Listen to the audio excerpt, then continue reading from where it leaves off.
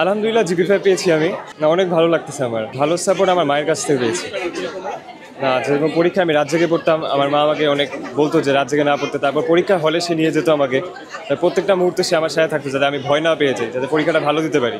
তো এইভাবে মা আমাকে সাপোর্ট, হ্যাঁ, মা আমাকে পড়াতো। আমার মা আমাকে বাংলা পড়াতো, তারপর প্রত্যেক সাবজেক্টে এমসিকিউ আমাকে সাজেশন দিত।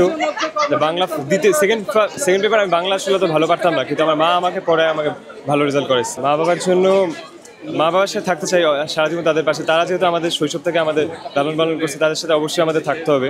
পরবর্তী ডেস্টিনেশন কোথায় যাওয়ার ইচ্ছা আমার? আচ্ছা, পরবর্তী আমার কলেজের পর আমার বাইরে যাওয়ার ইচ্ছা আছে, যে আমি বাইরে থেকে এডুকেশন মানে এডুকেশন নিয়ে আমার দেশে এসে দেশের জন্য কিছু করতে চাই। না, আমাদের আইডিয়াল টিচাররা অনেক ভালো, তাদের অনেক সাপোর্ট ছিল আমাদের লাস্ট মুভমেন্টে। তারা এক্সট্রা ক্লাস নিয়ে আমাদের অনেক হেল্প করছে, এটা অনেক হেল্পফুল ছিল। তারা যাতে আমাদের একদম ধরে ধরে দেখাইছে, তারা আমাদের যাতে আমরা ভালো করতে পারি। না, আইডিয়াল স্কুল অনেক সাপোর্ট দিচ্ছে আমাদের। আইডিয়াল অনেক কম্পিটিটিভ, আমাদের আইডিয়ালের সবাই ভালো করে। তো কম্পিটিটিভ ছিল, আমার বন্ধুরা অনেক ভালো ছিল, আমার বন্ধুদের মধ্যে সবাই ভালো করে। হ্যাঁ, অবশ্যই আইডিয়াল ইনশাআল্লাহ মুখ উজ্জ্বল করবে। আমাদের আইডিয়াল স্কুল অনেক ভালো, 10 বছর স্কুলে পড়েছি। আইডিয়াল আমাদের অনেক সাপোর্ট করছে।